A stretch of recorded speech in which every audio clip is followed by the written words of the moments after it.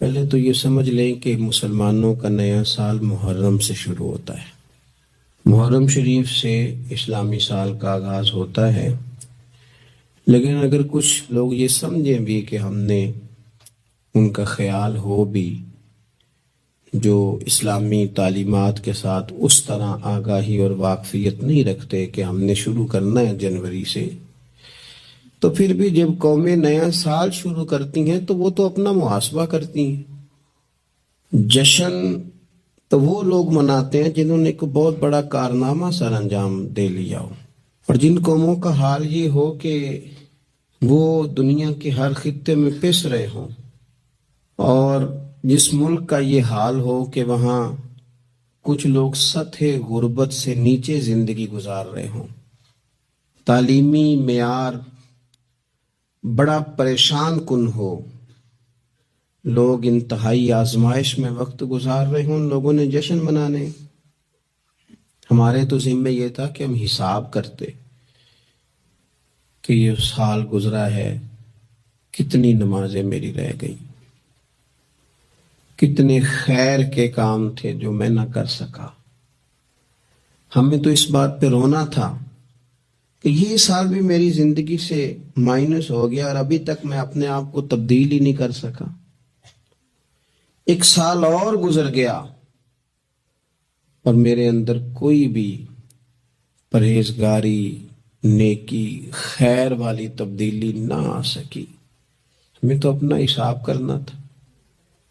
یہ سال بھی گزر گیا اور مسلمان کھل کے اس سال نہ بیت اللہ کی زیارت کر سکے، نہ روضہ رسول کی حاضری دے سکے۔ تو یہ تو مقام استغفار ہے، تو مقام توبہ ہے، اور قوم کو لگا دیا گیا ہے، بس وہ ایک چکر میں پڑ گئی ہے، جو بھی موقع ہے بس وہ کسی نہ کسی جگہ پہنچ جاتی ہے، اور ہم ہیں کہ بس یہ دیکھتے ہیں کہ آج کل ہوا کدھر کی ہے، سوچتے سمجھتے بھی نہیں اور اس کے پیچھے چل نکلتے ہیں۔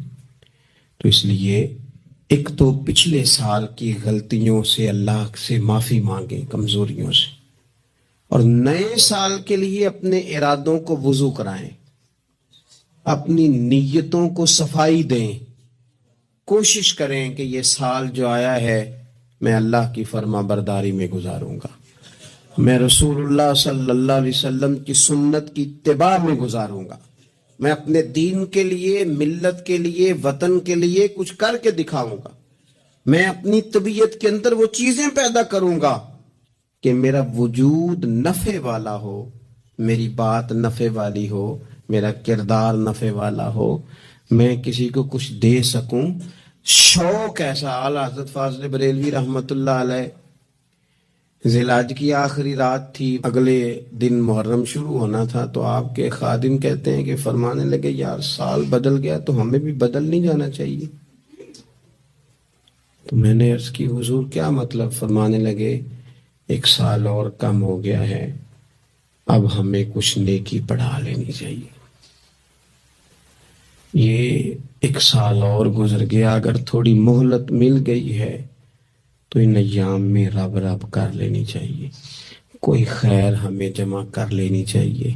اللہ کے حضور دعا ہے مالک کریم ہمیں سمجھ عطا فرمائے، ہمارے حال پہ اللہ رحمت فرمائے۔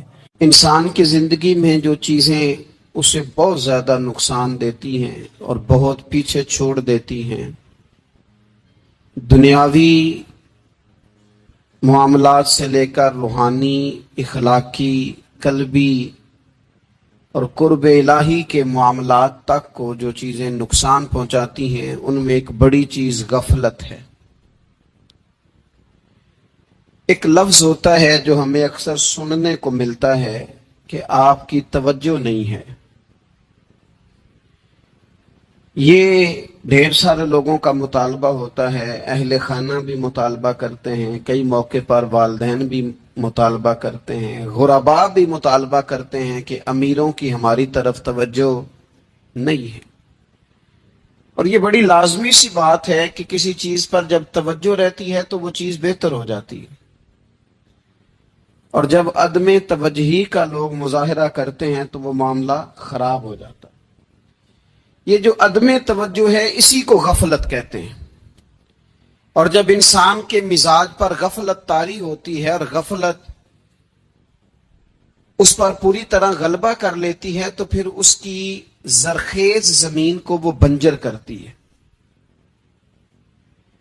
غفلت انسانی دل کے لیے بڑی نقصان دہ چیز ہے اور انتہائی تکلیف اور ضرر کا باعث ہے۔ دلوں پر جو قحط نازل ہوتا ہے، قحط، ویران ہو جاتے ہیں دل، اور جو دلوں پر خشکی نازل ہوتی ہے کہ طبیعتیں خشک ہو جاتی ہیں، یہ غفلت کی وجہ سے ہوتی ہے۔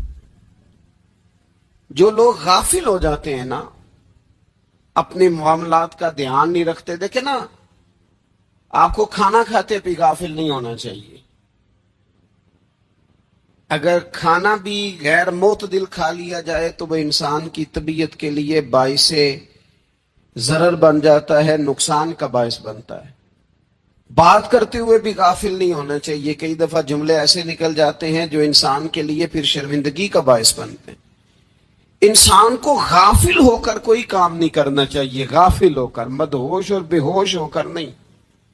غفلت دل کو ویران کرتی ہے، طبیعت میں خشکی لاتی ہے۔ غافل کبھی نہ بنے۔ قرآن مجید فرقان حمید نے ارشاد فرمایا کہ اقترب للناس حسابہم، فرمایا لوگوں کے حساب کا وقت قریب آ گیا۔ وہم فی غفلت معرضون، اور وہ ابھی بھی غفلت میں منہ پھیرے ہوئے ہیں۔ ٹائم آ گیا حساب دینے کا، لیکن وہ بھی غافل ہیں۔ ہمارے جو زیادہ تر نقصان زندگی میں ہوئے ہیں وہ صرف ہماری غفلت کی وجہ سے ہوئے۔ ہم نے چیزوں پر توجہ نہیں دی، چیزیں گڑبڑ ہو گئیں۔ جس آدمی نے پھول لگائے ہوں، پھل لگائے ہوں، کھیتی لگائی ہو، وہ دانہ ڈال کے پانی دے کے فارغ نہیں ہو سکتا، اسے توجہ کرنی پڑتی ہے۔ اور کسی نے کہا تھا مالی جیندے ہون تو پھر بوٹے سکدے نہیں۔ اگر موجود ہونا ان کو سینچنے والا، رکھوالی کرنے والا، تو پھر ان کی جڑیں کبھی خشک نہیں ہوا کرتی۔ ہماری جو غفلتیں ہیں یہ بڑی ضرر کا باعث ہیں، نقصان کا باعث، اور مجبوری معاف ہوتی ہے، غفلت معاف نہیں ہوتی۔ اسکول میں پڑھتے تھے، مدرسے میں پڑھتے تھے، تو ایک مجبوری ہو گئی جی، خدا نخواستہ گھر میں کوئی پریشانی ہو گئی تو اساتذہ اس پر سزا نہیں دیتے۔ کوئی خوشی کا موقع ہے گھر میں، فیملی میں کسی کی شادی ہے، اساتذہ اس پر سزا نہیں دیتے۔ لیکن اگر کبھی پتہ چلتا تھا نا کہ یہ گھر سے تو آیا تھا لیکن مدرسے نہیں آیا، یہ اسکول نہیں آیا، رستے میں غافل ہو گیا، تو یہ بات خوفناک تھی۔ یہ قابل سزا جرم تھا کہ تو غافل ہو گیا اپنی پڑھائی سے، تو گھر سے آیا اور یہاں نہیں آیا۔ غفلت قابل سزا ہوتی ہے، مجبوری کی معافی ہوتی ہے۔ ہمارا آج کا جو مسئلہ ہے وہ غفلت کا ہے۔ ڈھیر سارے لوگ ہیں، سمجھدار بھی ہیں، سیانے بھی ہیں، معاملہ فہم بھی ہیں، باشعور بھی ہیں، تعلیم کی ڈگریاں بھی رکھتے ہیں، لیکن اگر ان کی زندگیوں کی تکلیفوں کو دیکھا جائے اور بے آباد روح کو دیکھا جائے اور سجدوں سے ان کی دوری کو دیکھا جائے تو ایک ہی بات سمجھ میں آتی ہے کہ پتہ سارا ہے لیکن لے ڈوبی ہے غفلت، توجہ نہیں کی۔ لائق بچہ بھی نالائق ترین زندگی گزارتا ہے، اس لیے کہ اس کے لائق ہونے کے ساتھ ساتھ اس کا توجہ کرنا بھی تو ضروری ہے نا۔ نرے لائق کا کیا فائدہ اگر وہ محنتی نہیں، اگر وہ توجہ ہی نہیں کرتا، اپنا سبق دھیان سے سنتا پڑھتا ہی نہیں، تو جتنا مرضی لائق ہو پیچھے رہ جائے گا۔ اور کئی نالائق ہوتے ہیں، رٹا لگا کے پاس ہوتے ہیں، پر چلو رٹا تو لگاتے ہیں نا، محنت تو کرتے ہیں نا، جدوجہد تو کرتے ہیں۔ کئی نالائق جدوجہد کے باعث آگے گزر جاتے ہیں اور کوئی اسی چکر میں رہ جاتے ہیں، میں بڑا لائق ہوں، کل پڑھ لوں گا، پرسوں پڑھ لوں گا، ہفتہ تیاری کر کے پاس ہو جاؤں گا۔ اپنی زندگی سے غفلت کا پردہ اٹھائیں، اور غفلت اس کے لیے فیصلہ کرنے کی ضرورت ہوتی ہے، پلاننگ کرنے کی نہیں۔ فیصلہ کرنے کی ضرورت ہوتی ہے کہ میں نے اب غفلت کرنی. ہم نہ جب بھی کوئی پروگرام بناتے ہیں تو منصوبہ بندی شروع کر دیں. منصوبہ بندی نہ کریں، فیصلہ کریں. کہیں کہ میں نے غافل نہیں ہونا. غفلت غرق دنیا کا نام ہے. اپنے آپ کو غفلت سے بچائیں. آپ دیکھیں حضرت کعب بن مالک رضی اللہ تعالیٰ عنہ فرماتے ہیں، بخاری میں موجود ہے، فرماتے ہیں کہ جنگ میں پیچھے رہ گیا تھا. میرا خیال تھا کل چلا جاؤں گا، گھوڑے اور سواریاں میرے پاس تیز ہیں، مضبوط ہیں، پرسوں چلا جاؤں گا، تیزی سے بھاگ کے میں پہنچ جاؤں گا، میں قافلے کے ساتھ شامل ہو جاؤں گا. لیکن بس تھوڑی سستی ہو گئی، ذرا غفلت ہو گئی. آپ فرماتے ہیں جب سب لوگ چلے گئے حضور علیہ السلام کے ساتھ جہاد میں اور میں پیچھے رہ گیا، تو پھر جب چند دن گزر گئے اور محبوب کے واپس آنے کا ٹائم ہو گیا تو اب میں غور کرتا سمجھتا تو مجھے مدینے میں یہاں بزدل لوگ نظر آتے اور کون نظر آتے؟ جو منافق تھے. وہ منافق بزدل دکھائی دیتے یا مجھے عورتیں اور بچے دکھائی دیتے. میں پریشان ہوا. حضور واپس آ گئے. جنہوں نے بہانے کیے تھے نا منافقین نے، یہ مجبوری تھی اس لیے نہیں جہاد پہ گئے، یہ جنہوں نے بہانے کیے تھے انہیں مل گئی معافی. اور میں نے سچ بولا. میں نے کہا یا رسول اللہ میں غافل ہو گیا تھا. اب کہتے ہیں میں نے جب کہا نا حضور سستی ہو گئی تھی، ذرا غفلت ہو گئی. تو بندہ محبوب سے غافل ہو جائے، بندہ وہیں سے غافل ہو جائے. جو دم غافل سو دم کافر، سانو مرشد ایہو پڑھایا. جب کہا نا حضور وہ غلطی ہو گئی، کوئی مجبوری نہیں تھی، تو فرماتے ہیں باقیوں کو معافی مل گئی. میرے ساتھ حضور ناراض ہو گئے. ایک دن نہیں، 2 دن نہیں، 50 دن حضور ناراض رہے. مدینے کی گلیوں نے مجھے پہچاننا چھوڑ دیا. در و دیوار سے مجھے یوں لگتا تھا کہ میں پردیسی ہوں. فرماتے ہیں میں مسجد میں آتا تھا، میں جب محبوب کو دیکھتا تو حضور رخ انور پھیر لیتے، اور مجھے پتا تھا جب میرا چہرہ ادھر ادھر ہوتا تو پھر کریم رحمت کی نظر فرماتے. فرماتے 50 دن مسلسل. پھر مجھے حکم ہوا کہ بیوی بھی بھیج دو، میکے بچے بھی بھیج دو، ننھال یعنی تنہا رہ جاؤ. فرماتے ہیں وہ میں نے قید تنہائی کاٹی. لیکن شکر اللہ کا یہ ہے کہ میں سچا تھا، بس ذرا بھول گیا تھا، بس ذرا غفلت ہو گئی تھی. تو فرماتے ہیں پھر اللہ تبارک و تعالی نے میرے اوپر فضل یہ فرمایا کہ میری توبہ کا اعلان رب نے قرآن مجید میں فرمایا. تو غافل نہ بنے کبھی بھی. ہمارا نہ مسئلہ یہ، اور آپ نے ناراض نہیں ہونا. ڈھیر سارے لوگ غافل ہو جاتے ہیں، مالدار بھی غافل ہیں، صاحبان علم بھی اللہ ماشاء اللہ بہت ساری جگہوں پہ غافل ہیں. جن لوگوں کو 4 لوگ جاننے لگ جاتے ہیں، کوئی مقام حاصل ہو جاتا ہے، وہ بھی بہت ساری جگہوں سے غافل ہو جاتے ہیں اللہ ماشاء اللہ. غفلت بڑی تکلیف والا منظر ہے. جو لوگ سمجھتے ہیں نا میں اب گڈ بک میں آ گیا ہوں، اب میں اچھا ہو گیا ہوں، اب میرے لیے خیر کہا جاتا ہے، مجھے اچھائی شاید یہ مستقل میرے ساتھ رہے گی، تعریف ہی ہوگی ہمیشہ، وہ بھی غافل ہو جاتے. اور یہ غفلت ٹھیک نہیں ہوتی. وجہ دیکھنی چاہیے کس وجہ سے انسان کو وقار مل رہا، عزت مل رہی. اپنی زندگی سے غفلت کو اتار پھینکیں. تھوڑی دیر کی تو غفلت ہوتی ہے، لمبی تو نہیں. 2 منٹ کے لیے صرف اس نے ڈرائیونگ کرتے ہوئے چہرہ موبائل کی طرف کیا تھا، 2 ہی تو منٹ لگے تھے. لمحوں نے خطا کی تھی، صدیوں نے سزا پائی. لمحوں نے خطا کی تھی، صدیوں نے سزا پائی. ایک لمحے کے لیے غافل ہوئے تھے اور صدیاں، نسلیں روتی رہ گئیں پیچھے، بچے تڑپتے رہ گئے، اہل خانہ پریشان رہ گئے، ماں باپ ساری زندگی روتے رہے. لیکن یہ 2 منٹ کے لیے یہ غفلت جو ہے یہ بڑی تکلیف والا معاملہ. اپنی زندگی سے غفلت کو اتارنا ہے، غافل نہیں بننا. ہر وقت توجہ اور ساری باتوں پہ توجہ. بعض اوقات لوگ ایک طرف توجہ کر کے ایک طرف سے غافل ہو جاتے ہیں. نہ، توجہ ہمیں پہلو رکھنی ہے. ہمارے ذمے جتنے بھی حقوق ہیں ان سب پر توجہ، ہر چیز کا خیال. ایسا نہ ہو کہ عبادت کرتے رہ جائیں اور حقوق العباد ہم سے چھوٹ جائیں، اور حقوق العباد اتنے زیادہ ادا کریں. صاحب مجھے کہنے لگے ایک دفعہ بڑے وسوق کے ساتھ کہنے لگے جی معاذ اللہ ثم نہیں جی ٹائم ملتا پھر نماز دا کی کریے، روزی کمانا بھی تو عبادت ہے نا. تو میں نے کہا آپ نے عبادت کرنا ایک حصہ قبول کیا ہے، آپ نے کل عبادت نہیں قبول کی. عبادت کل ہے، ہمہ پہلو. ایک حصہ آپ قبول کر کے نکل گئے اور باقی آپ نے چھوڑ دی. تو کسی ایک طرف سے بھی غافل نہیں ہونا.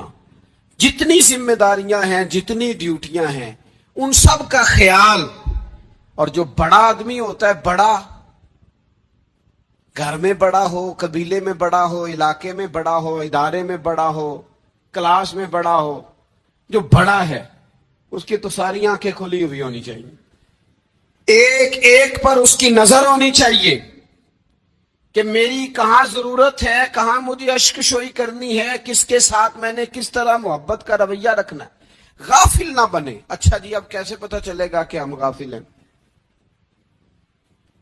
یہ کیسے پتہ چلے گا؟ آپ کسی بندے سے بھی پوچھ لیں حالات کیا ہیں تو کہتا ہے اللہ کا شکر ہے کبھی کسی کا دل نہیں دکھایا، اللہ کا شکر ہے جی زمانہ ہو گیا 5 نمازیں پڑھتا ہوں، اللہ کا شکر ہے جی. کیسے پتہ چلے گا غافل ہیں؟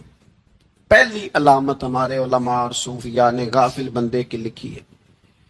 اس آئینے میں نے اور آپ نے اپنا آپ دیکھنا ہے. غافل بندے کی پہلی علامت یہ ہوتی ہے کہ وہ دنیاوی کاموں میں چست ہوتا ہے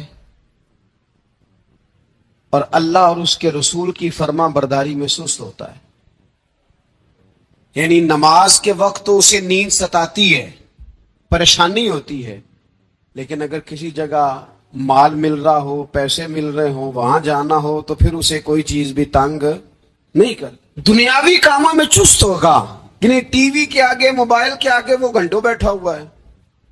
اور اگر اسے 25 منٹ قرآن پاک سننا پڑ جائے، اگر اسے 20 منٹ دینی محفل میں بیٹھنا پڑ جائے، اگر اسے کہا جائے کہ تو 20 رکعت نماز نفل ادا کر، دنیاوی کاموں میں چست ہے، دینی کاموں میں، یہ غفلت کی پہلی علامت.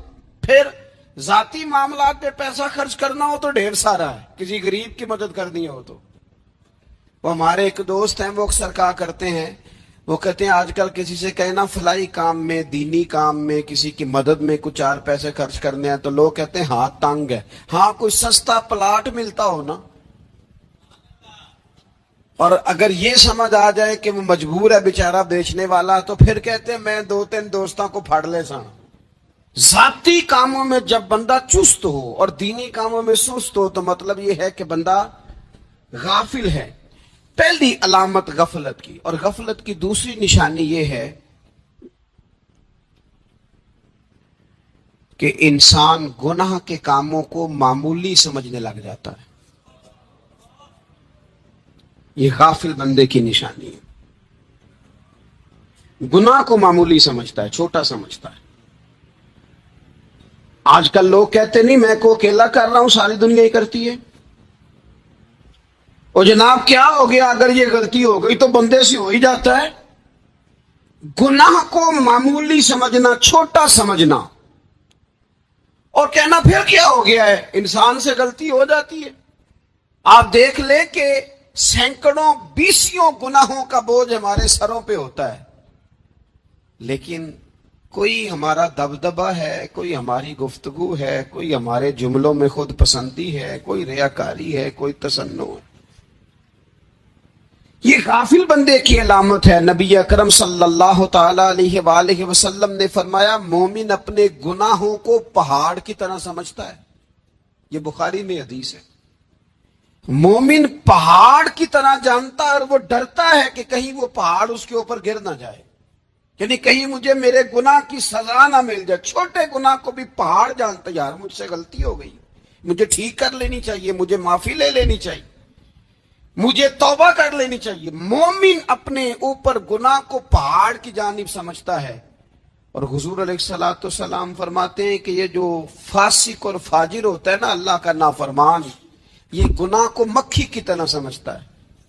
یہ سمجھتا ہے میں نے اشارہ کرنا ہے مکھی نے اڑ جانا ہے. مومن کی علامت یہ ہے کہ وہ پہاڑ جانتا ہے اگر غلطی ہو جائے تو پہاڑ. امام اعظم ابو حنیفہ رحمۃ اللہ علیہ گزر رہے تھے تو بارش ہو گئی تھی اور کوفہ میں کیچڑ تھا. تو آپ نے جو جوتے پہنے ہوئے تھے ان جوتوں سے چلتے ہوئے نا آپ کے پاؤں سے کچھ مٹی اڑی. تو سامنے ایک یہودی تھا. اب اس زمانے میں دیواریں کچی ہوتی تھی. اس کے دیوار پر جا کے وہ مٹی جو تھی وہ لگ گئی. اب امام صاحب بڑے پریشان ہوئے کہ میں نے اس کی دیوار کو آلودہ کر دیا. یہاں تو لوگ اپنی اینٹیں رکھتے رکھتے کئیوں کی دیواریں توڑ ہی دیتے ہیں اور پھر وہ اس پر ماننے کو بھی تیار نہیں ہوتے, تسلیم کرنے کو بھی تیار نہیں ہوتے. وہ کہتے ہیں پھر کیا ہو گیا, اب ہمارا یہاں گھر ہے تو ہم نے ٹرالی منگوانی نہیں تھی, ہمارا حق بنتا تھا. امام صاحب کے پیروں سے ذرا کیچڑ اڑا, یہودی کی دیوار پہ لگا, اس کی کچی دیوار تھی. امام صاحب پریشان ہو گئے, سوچنے لگے کہ اگر میں دیوار سے یہ کیچڑ اتارتا نہیں تو یہ بھی زیادتی ہے, میں نے اس کی دیوار کو گدلا کر دیا, اور اگر میں اتارتا ہوں تو کچھ مٹی اس کی دیوار کی بھی اتر جائے گی, کچی دیوار ہے, یہ بھی زیادتی ہے. مومن گناہ کو پہاڑ کی طرح سمجھتا ہے کہ کہیں گر نہ جائے, اس کی بھی کہیں سزا نہ مل جائے. امام صاحب نے اس کے دروازے پہ دستک دی, وہ باہر آیا تو اتفاق سے وہ آپ کا مقروض بھی تھا, اس نے پیسے دینے تھے. باہر نکلتے کہنے لگا اوہ آپ تو قرض لینے آ گئے, میرے پاس تو ابھی گنجائش نہیں ادا کرنے کی. تو امام صاحب کہنے لگے تو قرض چھوڑ, وہ میں نے معاف کیا, میرے سے ایک غلطی ہو گئی ہے. میں آ رہا تھا, لکڑی کے جوتے اس زمانے میں کھڑاؤں لوگوں نے پہنے ہوتے تھے, کہا وہ میرے پیروں سے ذرا کیچڑ اڑا ہے, تیری دیوار پہ لگ گیا ہے. اب میں بڑی دیر سے کھڑا سوچ رہا ہوں کہ اگر میں تیری دیوار صاف نہ کروں تو میں نے یہ میلی کر دی, گدلی کر دی, یہ بھی بات درست نہیں ہے, زیادتی. اور اگر میں اسے صاف کرتا ہوں کچی دیوار سے کچھ مٹی اتر جائے گی تو یہ بھی زیادتی ہے. اب تو بتا میں کیا کروں. تو بے موسمہ پھل تھا نا یہ, تو بے موسمہ پھل دیکھ کے بندہ حیران ہو جاتا ہے. جو باتیں روٹین میں نہ ہو رہی ہوں وہ ذرا انوکھی لگتی ہے, بندہ حیران ہو گیا. غور سے امام صاحب کا چہرہ دیکھنے لگا, غور سے چہرہ دیکھنے لگا. پھر تھوڑی دیر سوچنے کے بعد کہنے لگا حضور پہلے میں نے دین اسلام کے بارے میں پڑھا اور سنا تھا, آج میں نے دین دیکھا ہے. پہلے میں نے سنا تھا کہ دین اسلام اس طرح کا ہے, آج میں نے دین. ہم نہ پوری دنیا کے کافروں کو دین سنانا چاہتے ہیں, دکھانا نہیں چاہتے. ہم نیک نظر آنا چاہتے ہیں, نیک بننا نہیں چاہتے. ہم نیک نظر آنا چاہتے ہیں. نتیجہ کیا نکلتا ہے کہ کچھ عرصے کے بعد پتہ چل جاتا ہے بندہ کس لیول کا نیک ہے, کیا معیار ہے اس کی نیکیوں کا. کہنے لگا حضور پہلے میں نے دین سنا تھا, آج دیکھا ہے. آپ وہ مٹی کی دیوار پر جو کیچڑ لگ گیا ہے, دیوار کو بعد میں صاف کیجئے گا, پہلے کلمہ پڑھائیں تاکہ میرے اندر کا کفر صاف ہو جائے, مجھے مسلمان کر دیں. تو غافل آدمی جو ہوتا ہے نا, وہ پھر تیسری بات, جب بندہ بہت زیادہ غافل ہو جاتا ہے پھر اعلانیہ گناہ کرنے لگتا ہے. ایک گناہ پھر اس کا اظہار گناہ. ایک بندہ حدیث پاک میں آتا ہے, ایک بندہ رات کو کوئی غلطی کرتا ہے, اللہ تعالیٰ اس پہ پردہ ڈال دیتا ہے, لیکن وہ سویرے خود لوگوں کو بتاتا پھرتا ہے میں نے یہ کیا, میں نے یہ کیا. جب آپ اظہار گناہ کرتے ہیں نا تو سامنے والا بھی دلیر ہوتا ہے, کہتا ہے اس نے کیا میں کر لوں گا تو پھر کیا ہوا. ہمارے علماء نے لکھا ہے کسی کی نماز قضا ہو جائے تو کسی کو بتائے نہ, قضا پڑھ ڈالے, اس کا جگہ جگہ ذکر نہ کریں. جب آپ کہیں گے نا میری قضا ہو گئی تو آپ کے ساتھ رہنے والا بچہ دوست سمجھے گا یار اس کی قضا ہو گئی, یا تو میری بھی ہو جائے گی تو کیا ہوا. گناہ کرنا بھی گناہ ہے اور گناہ کا اظہار بھی گناہ ہے. نبی اکرم صلی اللہ تعالی علیہ وآلہ وسلم نے ارشاد فرمایا میری ساری امت کو معافی مل جائے گی سوائے ان لوگوں کے جو اعلانیہ گناہ کرتے ہیں. یہ بخاری مسلم دونوں میں حدیث موجود ہے. جو اعلانیہ گناہ، جنہوں نے خود ساری دنیا کو گواہ بنا لیا، میں نے یہ بھی جرم کیا، یہ بھی کیا، یہ بھی کیا، یہ بھی کیا، خود انہوں نے لوگوں کے، بہت بڑے غافل آدمی کی علامت ہے کہ گناہ کرے اور پھر اوپر سے اعلانیہ گناہ کرے، اتنا بڑا جرم کرے۔ پھر چوتھی علامت اگر ہم دیکھنا چاہیں کہ ہم غافل تو نہیں، تو غافل بندے کی چوتھی علامت یہ ہوتی ہے کہ وہ فضول کاموں میں وقت بڑا ضائع کرتا ہے۔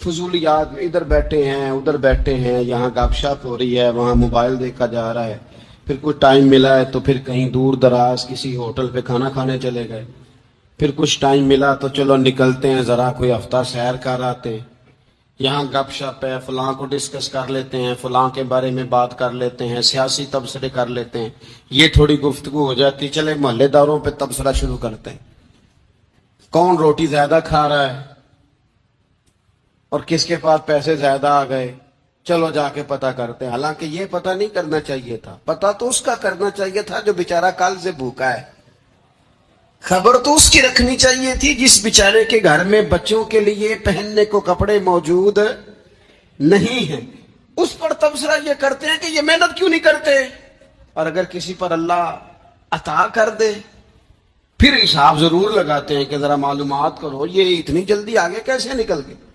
غافل بندے کی علامت ہے وقت کا ضائع کرنا اور فضول کاموں میں ضائع کرنا اور بلا وجہ ضائع، اور ایسے سوالات کرنا جن کی ضرورت ہی کوئی نہیں، بالکل ضرورت ہی نہیں، کوئی مطلب ہی نہیں، لیکن ہم لوگ وقت ضائع، یہ غفلت کی علامت، غفلت۔ اللہ والوں کی علامت کیا تھی؟ ایک بات انہوں نے زندگی میں لے لی، سیکھ لی، پھر ساری زندگی اسی پہ گزار دی۔ ان کا ارادہ تھا نا کشکول سیدھا کیا۔ کچھ لوگ ساری زندگی لیکچر قبول لے لے کے سن کے پھر بھی سمجھنے کو تیار، یہ غافل دل کی علامت ہے۔ اس لیے نبی پاک صلی اللہ تعالی علیہ وسلم نے فرمایا دو نعمتیں ایسی ہیں جن میں اکثر لوگ غفلت میں ہیں، ایک صحت اور دوسری فراغت۔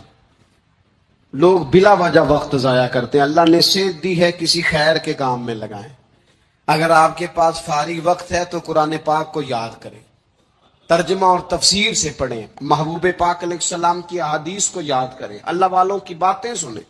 وقت ملے تو عبادات میں لگائیں، نوافل میں لگائیں، تلاوت میں لگائیں، ذکر اذکار میں لگائیں، اور پھر اللہ مزید توفیق عطا کرے تو کسی کے بھلے میں وقت لگائیں۔